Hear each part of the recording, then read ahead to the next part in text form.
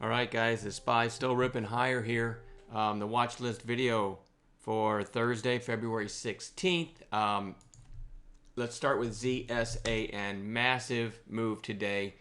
One of our members, Ramesh, put this on watch. If you didn't see my video on YouTube, check it out. Go to my channel and check it out. It's called Size Matters, and it was my biggest blunder in a while.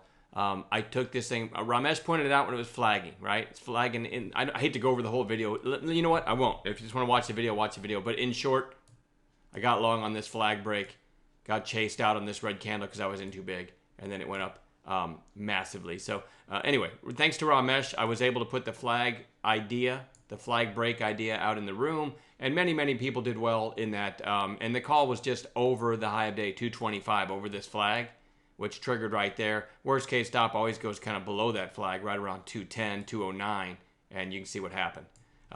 I just traded that thing horribly because, and again, I went too big, and so I couldn't even endure any kind of a pullback. And I think part of that was from me doing a stupid trade earlier in the morning. I had a little revenge on my mind, so I did end up getting myself back to green plus $122, which isn't too bad considering I was down about $2,000. But this was my miss of the day.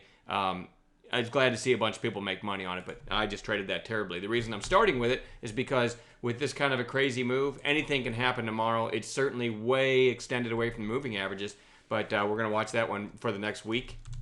NOVN had a nice break out of this range down here, and came off of its highs, but also held up fairly well, held up above the whole number 6. I'm going to watch that one tomorrow for a possible long setup. Remember, I don't hold anything overnight, so I just look for charts that I can make some money on an intraday basis. So that's what these charts are. GALT had a pretty nice move from $1 to over $1.80 in the course of a couple weeks, and today came in quite a bit. But one thing that's interesting to me is it got this big volume move from 140 to, I don't know, 157-ish in a pretty short period of time, and volume came in. Whenever I see that, then I look at the chart, the longer term chart, and it tells me that, hey, this one, there's people watching this, and this one can move. It must have done some reverse split or something recently because the float's actually fairly small. So I'm going to keep that one on watch for tomorrow, maybe a red to green. Weight Watchers is, I don't know, WTW. It's a little obscure. You can kind of picture a little flag right here, a trend line, if you will, that is trying to break through. But I don't have any recent massive volume spikes anymore. I mean, it was really interesting to me after it did this move and then, and then this secondary move. But it's kind of just slowly willed its way back up. But if you look at it, it's trading above, I don't know, 2-3 weeks worth of trading, and there's not much in the way to the left now. So I am going to keep it on my radar, but I do like to focus on stuff that has had recent high relative volume, basically going back a week or so.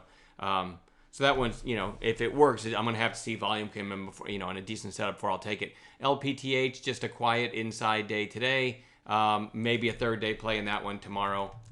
ZAIS. I'm not in love with this one because it had a huge move, but now it's retraced about half the move, so it really needs to kind of hold up tomorrow and maybe give me some kind of intraday setup. It's kind of too far off its highs for me to get excited about it, though. And when I say it's highs of the big move here. Having said that, I still want to watch it. IMUC had this big pop yesterday and then a quiet inside day today. It certainly looks good over today's high, over 310. So let's keep our eyes on that one. Nice support below. And then lastly, I have PRKR, which had this big pop back here to almost 3, came back in and based, and a little bit of extra volume today. So over today's high, this one might get going over 243. Have to watch it trade and see if it gives a setup. I'll tell you what, I may be able to, real quick too, our webinar's tomorrow night. Please show up if you can. I tweeted these pics today just to show you, I'm a day trader and I have, I'm really good at going online and finding pictures of piles of cash and nice cars. So if that doesn't entice you into coming to our webinar, I don't know what else to try, right? But look at that. There's a pile of cash. And these pictures are actually on my computer, so that should give me some credibility, all right? Anyway, all kidding aside, the webinar is about kind of demystifying pump and dumps out there, how to spot them, what to look for, hopefully keep you out of trouble. We can show you a few things to keep you out of trouble, and, sometimes a pump and dump can still be profitable for you.